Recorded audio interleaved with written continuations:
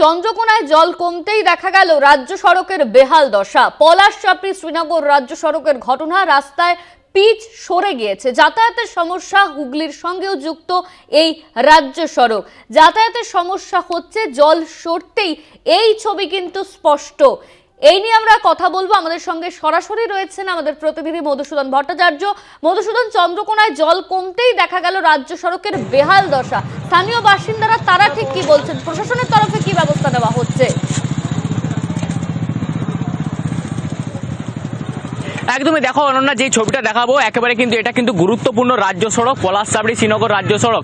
এই রাজ্য সড়ক শুধুমাত্র পলাশচাপড়ি শ্রীনগর নয়, পাশাপাশি হুগলি এমনকি বর্ধমান যাতায়াতের ক্ষেত্রেও গুরুত্বপূর্ণ ভূমিকা পালন করে এই রাজ্য সড়ক। সকাল থেকে কিন্তু এই যে রাজ্য সড়কের ছবিটা কিন্তু একেবারে কিন্তু কার্যত বদলে গিয়েছে, কারণ গত দুদিন কিন্তু এই রাজ্য সড়কে কিন্তু কোমর সমান, পাশাপাশি কিন্তু হাঁটু সমান কোথাও কোথাও কিন্তু জল ছিল। সেই জায়গায় কিন্তু রাজ্য সড়ক সেই দিকে যেমন যোগাযোগ বিচ্ছিন্ন হয়েছিল, এখন কিন্তু পরিস্থিতিটা কিন্তু কার্যত যে ছবিটা দেখতে পাচ্ছ যে ভয়ানক পরিস্থিতি সৃষ্টি হয়েছে। ঝুঁকিপূর্ণভাবে কিন্তু যাতায়াত করতে হচ্ছে এলাকার মানুষজনদের।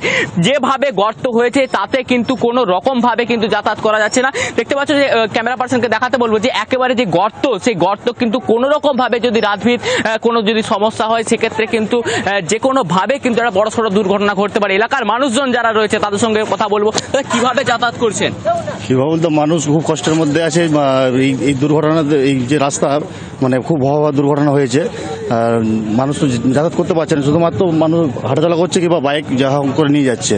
এবং কালকে একটা দুর্ঘটনা ঘটেছে, আগামীকাল একজন সাইকেল নিয়ে যাচ্ছিল, ওতে পড়ে গিয়েছিল, পড়ে যেয়ে মারাও গেছে। আর একটা মোটরসাইকেলও পড়ে গিয়েছিল। তাতে এতে রাস্তা যাতে ভালোভাবে মানে করা যায় প্রশাসনের কাছে অনুরোধ করছি। এখন তো দিনের আলো দেখা যাচ্ছে, রাতের অন্ধকারে এই রাস্তা দিয়ে কেউ যদি আসে সেক্ষেত্রে বড় একটা দুর্ঘটনা মারা যাবে, এখানে যেতে পারবে না। সে তো গর্তে পড়ে গেছে, মারা যাবে, যাবে কিভাবে? একেবারে দেখো, আরো বেশ কয়েকজন মানুষজন যারা রয়েছে তাদের সঙ্গে একটু কথা বলার চেষ্টা করবো। কিভাবে যাতায়াত করছেন রাস্তা? খুব ঝুঁকি নিয়ে যাতায়াত করতে হচ্ছে এখানে। কতটা সমস্যা? সমস্যা প্রচুর, গোটাই রিস্ক। এখানে যে চাতালটার জন্য আমাদের মৌলা, বারোসত, পরমানন্দপুর গ্রাম, কোল্লা, সমস্ত গ্রামের দুয়ারে জল উঠে যাচ্ছে, উঠানে জল উঠে যাচ্ছে। এটা তো রাজ্য সড়ক, তাহলে এখন যোগাযোগ বিচ্ছিন্ন রয়েছে? এখন যোগাযোগ বিচ্ছিন্ন। আচ্ছা, এখন দিনের আলোয় হলে তো অনেকটা পরিষ্কার ভাবে দেখতে পাবে মানুষজন, যাতায়াতের ক্ষেত্রে কিছুটা হলেও ঝুঁকিপূর্ণ কম থাকছে। রাতের অন্ধকারে কি? রাতে তো যাওয়াই যাবে না, দিনের বেলাও বন্ধ করে দিতে হবে ব্যারিয়ার লাগিয়ে, নাহলে এই যে অবস্থা ঝুঁকিপূর্ণ ভাবে দুই একটা মোটরসাইকেল পেরোচ্ছে, গোটাই রিস্ক নিয়ে যাচ্ছে। রাত্রেবেলা একেবারে শেষ হয়ে যাবে সব, একদম তো তলিয়ে গেল একজন। একেবারে দেখো অনন্যা, বিষয়টা যেটা বলছিলাম যে দিনের আলোতেও কিন্তু যথেষ্ট ঝুঁকিপূর্ণ ভাবে কিন্তু যাতায়াত করতে হচ্ছে। তবে এলাকার মানুষজন যেটা মনে করছেন যে রাতের অন্ধকারে কিভাবে যাতায়াত করবে এলাকার মানুষজন, সেই নিয়ে কিন্তু চরম একটা দুশ্চিন্তা কিন্তু থেকেই যাচ্ছে। যদি বড় সড়ো দুর্ঘটনা ঘটে সেক্ষেত্রে প্রশাসনের ভূমিকা নিয়েও একটা বড় সড়ো একটা প্রশ্ন, একটা চিহ্ন থেকেই যাচ্ছে। অনন্যা,